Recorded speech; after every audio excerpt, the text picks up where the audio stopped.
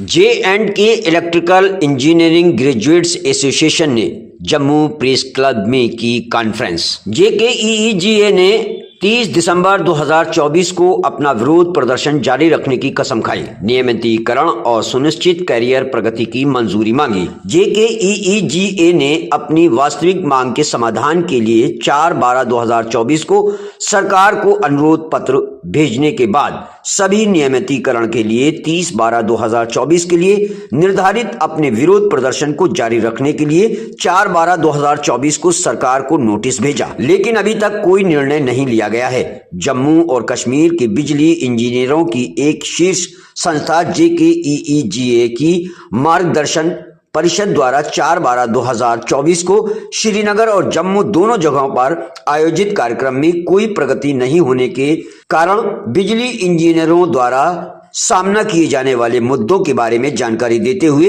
JKEEGA के महासचिव engineer Sachin Tinku ने यहां प्रेस क्लब जम्मू और इंजीनियर में प्रेस कॉन्फ्रेंस को संबोधित किया। इस दौरान उन्होंने प्रेस वार्ता में पत्रकारों की रूबरू होते हुए क्या कहा, आइए जानते हैं। जम्मू से ब्यूरो चीफ ऋषि कुमार की रिपोर्ट। इसका एग्रीमेंट हमारे साथ रात को 12 बजे किया गया था, जिसमें अभी भी रेगुलराइजेशन ऑफ इंजीनियर्स का मुद्दा जो है अभी तक पेंडिंग है। हमारे जो चीफ इंजीनियर्स हैं, मैनेजिंग डायरेक्टर्स हैं, सुपरिटेंडिंग इंजीनियर्स हैं, एक्सचेंज हैं, ये सभी लोग रिटायरमेंट पे जेई या एई की तनख्वाह पे सुपरएनेट हो रहे हैं। इनकी जो पेंशन है इनके काउंटर पार्ट से बहुत नीचे फिक्स हो रही है। ये एलजी साहब ने उस टाइम पे डिसीजन लिया था स्टेट एडमिनिस्ट्रेटिव काउंसिल में कि इसको 2 महीने के अंदर अंदर कंप्लीट किया जाएगा प्रोसेस को और इन सबको रेगुलराइज किया जाएगा। लेकिन आप सबसे मैं ये साझा करना चाहता हूं, हमने हर प्रकार की कोशिशें की और पिछले 10 महीने में डिपार्टमेंट की तरफ से अभी तक एस्टैब्लिशमेंट कमेटी के पास प्रपोजल तक नहीं भेजा गया। जो क्वेरीज वहां से लग के आई थी उसको साल भर से अपने पास डिपार्टमेंट ने रखा और उसको रिजॉल्व न करने की वजह से हमारे इंजीनियर्स लगातार सफर कर रहे हैं। और जिस वर्कफोर्स में एक डिमोरलाइज्ड इंजीनियर्स और डाउन द लाइन स्टाफ बैठा हो, उसको टर्न अराउंड की तरफ लेना बहुत मुश्किल है। जबकि हमारी अकाउंटेबिलिटी फिक्स करना, हमारे लोगों की सस्पेंशंस करना, आपको पीछे पता होगा कि हमारे इंजीनियर्स को सस्पेंशन में भी रखा गया। जबकि रेवेन्यू में जम्मू ने काफ़ी इंप्रूवमेंट की और ईयर ऑन ईयर बहुत सारा रेवेन्यू जो है रियलाइज भी किया और कश्मीर में भी काफ़ी सारी प्रोग्रेस हुई है। और हमेशा इंजीनियर्स की अकाउंटेबिलिटी क्यों? At the same time bureaucrats की अकाउंटेबिलिटी कौन फिक्स करेगा? मुझे बताइए, इस यूटी में कौन से ऐसे ब्यूरोक्रेट पे कोई एक्शन लिया गया कि उसने अपनी परफॉर्मेंस और प्रोग्रेस के लिए क्या किया है? उनके एपीआर किसी ने साइन करते हुए पूछा कि आपने कितने लोगों की एचआर इश्यूज सॉल्व किए, आपने कितने लोगों की रेगुलराइजेशन की, आपने कितने टेलीविजर्स को परमानेंट किया, आपने कितने इंजीनियर्स की जो प्रमोशंस थी उनको रेगुलराइज किया, आपने क्रिएशंस क्या की, आपने इंफ्रास्ट्रक्चर के रहते हुए मुझे बताइए 1981 का जो इंफ्रास्ट्रक्चर है उसकी भी वैकेंसी पोजीशन को अभी तक फिल नहीं किया गया है।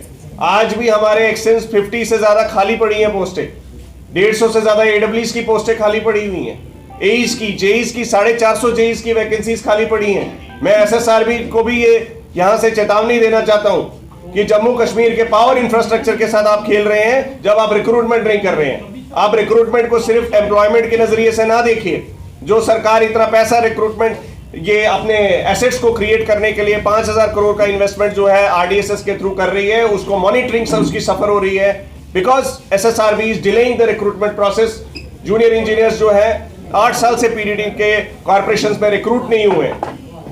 ये आज की डेट में हमने सरकार के साथ मुतालबात जो है गाइडेंस काउंसिल के थ्रू, हमारी एपेक्स बॉडी है गाइडेंस काउंसिल जिसमें चीफ इंजीनियर्स भी पार्टिसिपेट करते हैं, उनके थ्रू हमने 30 दिसंबर का गवर्नमेंट को अल्टीमेटम दिया है और ये हमने 4 दिसंबर को ऑलरेडी नोटिस सर्व किया है।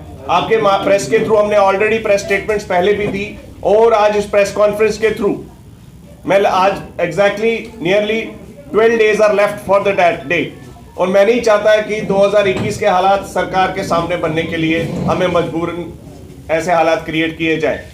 मेरी सरकार से यही रिक्वेस्ट है, एस्टैब्लिशमेंट कमेटी की मीटिंग कन्वीन की जाए फौरी तौर पे और ये जो रेगुलराइजेशन का मुद्दा है इंजीनियर्स का, इसको इमीडिएटली एड्रेस किया जाए।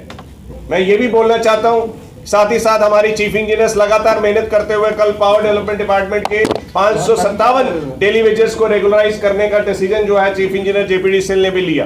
तो जब हमारे इंजीनियर्स हर लेवल पे अपनी पीडीडी कम्युनिटी को और ओवरऑल पब्लिक को सर्व कर रही है बखूबी तौर पे, लेकिन as far as his own emoluments are concern, as far as his own social status is concern, that is being degraded and disillusioned.